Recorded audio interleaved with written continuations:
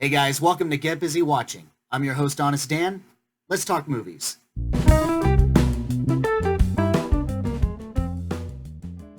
Alright guys, final movie on my list for the week. Annabelle Comes Home.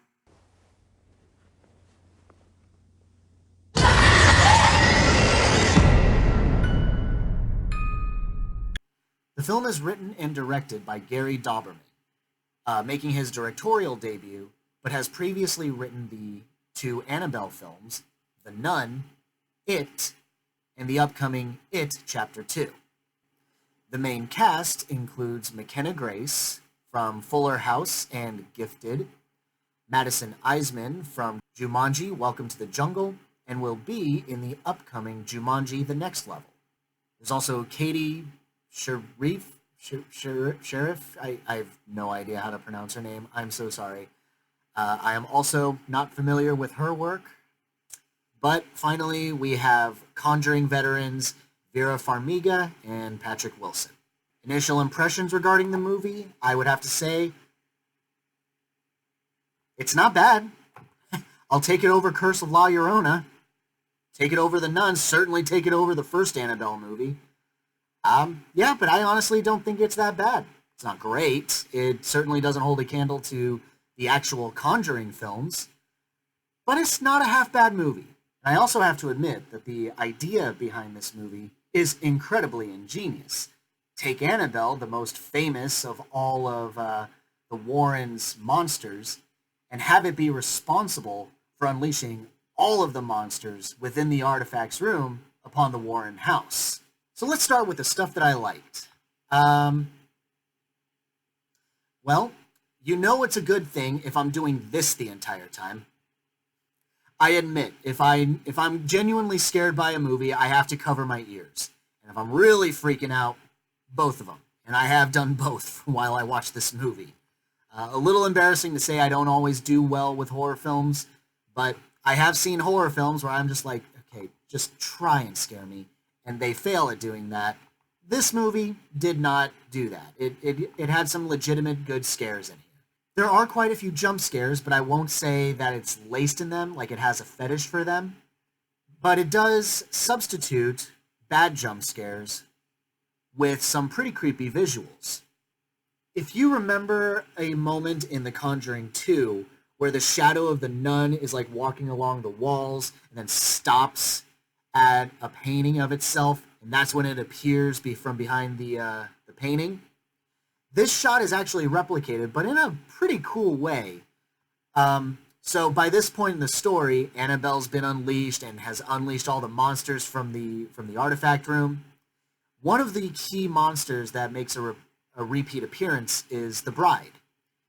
And she has her moment where she's walking outside, and one of the characters, I forget who, is watching her, but as she walks by, like crosses are falling off the walls, paintings, things are falling down everywhere in the room, and when she turns a corner, you see the shadow, very similar to how the nun was done in The Conjuring 2. Then she turns the final corner, and she's in the flesh again. This actually was really cool. This got some legit scares out of me, or at least left an impact. I might find it weird that she shows up in the room across from the one that we're in, as opposed to just appearing in the door frame. I wonder why that wasn't considered. I feel like it would be scarier. She's technically closer and has less room to charge at Judy, but yeah, in any case, it is still a really good scene. I like that. I like how these teenage girl characters are actually not, like, unlikable. While I'll certainly talk about the tropes later on, and trust me, this movie does do some dumb shit, but as for the characters, Mary Ellen and Daniela, they're actually really good, well-written characters for the most part. Mary Ellen's not some slut who just wants to bring her boyfriend over and have sex. She is attentive and very caring toward Judy, who's having a hard time at school. As for Daniela, she starts off as kind of the more annoying character. Like, she's all like, what's it like? Like, is it really scary? Like, what kind of stuff do they have lying around? Like, she's almost a little too fascinated. Like, she's the one who's going to cause problems. She is. But there's actually a little more to her character. And I'm not giving away a spoiler, it's more like important information. But there's a reason why she has a fascination for the artifacts room and why she wants to, like, play with that kind of fire. We find out that her father died and she's trying to communicate with him. The reasons for that, I'll leave out of this review. But at the end of the day, yeah, these characters are sympathetic. I care about them more than I usually do in horror films. So, kudos. And of course, McKenna Grace, she knocks it out of the park in everything that she does. She's arguably one of my favorite elements of Fuller House. I know that's not a popular show, but I really like her in it. She's just a great actress. Someone who has to deal with what her family does. She gets bullied in school, so there's a great deal of vulnerability. But she's not the type of character that just sits back and doesn't know what to do. Again, tropes. We'll get there. I promise we'll talk about the negatives. But for the most part, she is also a well-written character, and even though she does replace the original actress, she's a good replacement. But it is kind of impossible to talk about this movie without talking about the negatives, and there are plenty. One of the first problems is that I don't understand why Judy has to hide the fact that she sees ghosts from Mary Ellen. She seems like she's one of the few people in her life, outside of her parents, of course, that seem to be more open-minded about what they do. I don't know why Judy doesn't confide in her, like, I see ghosts, have Mary Ellen comfort her. There's also dumbass moments where some of the new monsters include corpses with, silver dollars over their eyes. They make appearances in the house, usually from when one of them drops a coin. The problem is that it's obvious that they're, like, making a path for one of the characters to follow. And even though this character has all the reason in the world to believe that something is wrong in this house, she still follows those coins, and go figure, something attacks her. It's like, just turn the other way. Why are you following it? The only reason that she's being dumb is because the script demands it, and it's not great. It's not a good look for the movie. There's also a weird bit where one of the characters is locked in the artifact room, and a TV turns on, like an old TV. This character looks into the TV and sees what's going to happen to her a few seconds from now. So it's like painting the future for her. I don't know. When something happens and she realizes, oh yeah, this is like happening a few seconds from now, she keeps playing into it. I'm surprised she doesn't just stand up or throw a brick or just throw the TV to shut it up and, defy what she's seeing.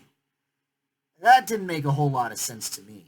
I might also say that the monsters are getting a little over the top.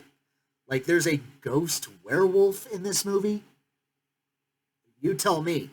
I mean, not that most of the designs aren't good. Like, there's a haunted samurai armor. That's really cool. Now that I think about it, later on in the movie... Wait a second. This movie takes place well before the events of Conjuring 2. And yet, the Conjuring 2's music box makes an appearance at the end of the movie. Whoa, that was dumb. Wow. Okay, that's... someone didn't pay attention to the mythologies. I also didn't like Bob too much. Thought he was kind of annoying. He's just one of those, like, good-looking boys who's really nice, but kind of bumbling. Like, every time he's on screen, it's like the movie stops being a horror film and becomes a bad rom-com. Yeah, wasn't a fan. Wasn't a fan. No offense to the actor. I'm sure he's a swell kid, but his character couldn't do it. Didn't buy into it. He also has a weird tendency of showing up and, like, solving a problem and then leaving the movie again. It's like, this is very poor writing and, in retrospect, poor directing. And even though I do stand by my original statement that most of the scares are actually really good, there are some that are just kind of dumb and silly looking. Like there's a scene where they're playing a board game called Feely Mealy. I don't know if that's a real game, but if it is, all right. It's basically a box with a giant hole in it, and you just feel around for a toy or feel around for an object. Point I'm trying to make is that at some point you know that there's going to be like a haunted hand coming out of that hole, and when it finally happens, I had to stop myself from laughing. It's just so dumb. So yeah, at the end of the day, it's not really a good movie. In fact, I wouldn't be surprised if there are some people who think it's right up there with the original Annabelle, The Nun, Curse of La Llorona. I wouldn't be surprised if there are some people who think that way. For me personally, though, I love the actors in this movie. The core cast, the three main leads, are really good and help deliver some great character work. So, for me, I didn't have too much of a problem. Plus, the concept is just really cool and delivers what it's supposed to. So, it kind of does outweigh all the negatives. And even as far as the negatives are concerned, they're not done that poorly. The movie's not perfect, and that should be acknowledged even by me. It could have been worse. So, I say that too. My honest rating for Annabelle Comes Home is a 3 out of 5. And that's it. All caught up. I've seen all the movies that are currently out in theaters, that have been out for a while, so I'm looking forward to making sure this channel stays focused on new theatrical releases. And next week, we're going to have a big one, Once Upon a Time in Hollywood by Quentin Tarantino. Thanks so much for watching, guys. Have a great day.